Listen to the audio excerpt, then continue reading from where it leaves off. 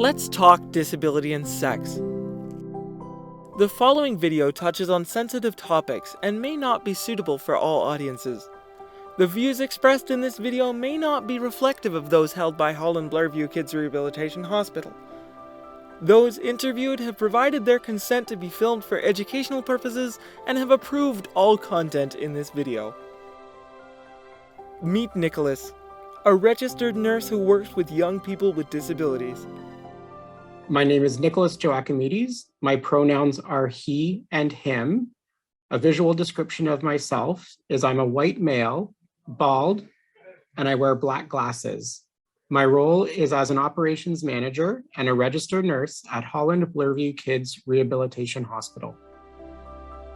Why do some people find sexuality hard to talk about? Talking about sexuality still remains a taboo topic in pediatric, and I think this is for various reasons. There's a perception that the youth don't have these types of questions or have not developed any type of sexuality or sexuality interest. So it remains difficult in just understanding who actually needs this type of conversation. A second point that makes this really difficult to talk about is how do you bring the topic up? It remains a challenge, and it's uncomfortable, I think, as a healthcare provider to really understand when and how the topic of sexuality and sex is brought up with youth. There's also personal biases and personal beliefs about when and how this should be done, which then makes it a very difficult topic to approach in a pediatric hospital. I also think that the conversation has expanded much more in the last couple of years with gay, lesbian, transgender topics with very little information or education to the healthcare provider and to parents to how to handle these types of subjects, which again makes it hard to bring up, and therefore sometimes I think it's just not brought up. What can make having conversations easier? So what would make having the conversation easier is being able to create safe spaces for children to have these conversations with healthcare providers, parents, whoever they're choosing to within the hospital. Also on having trusted sources of information and knowing what is accurate information is really important in helping these conversations along. Ultimately, I think both of these things will lead to having a trusted person where the youth can go to have their questions answered. What are your best hopes for future conversations?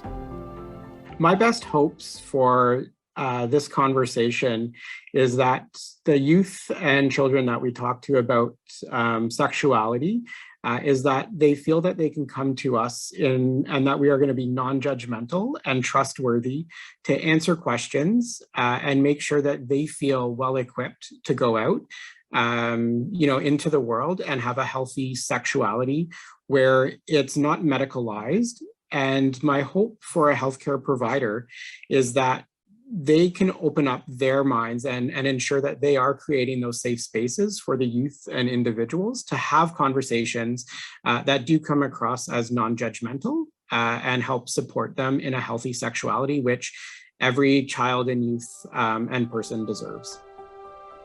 The creation of these videos was made possible by the Social Science and Humanities Research Council of Canada, the Promoting a Future of Inclusive Healthy Lifestyles for Everyone Lab at the Bloorview Research Institute, and the Kimmel Family Opportunities Fund through the Holland Bloorview Kids Rehabilitation Hospital Foundation.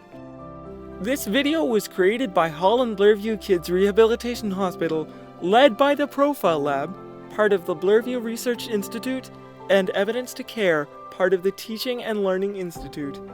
The lived experience shared in this video is by Nicholas Joachimides, the Operations Manager for the Brain Injury Rehab Team at Holland Bloorview Kids Rehabilitation Hospital. This video has been narrated by Wesley McGee-Saxton, a youth leader at Holland Bloorview Kids Rehabilitation Hospital. The Profile Lab conducts research around health and wellness topics that healthcare professionals, parents, and young people with disabilities often find hard to talk about. For more information, email Dr. Amy McPherson at amcpherson@hollandbloorview.ca.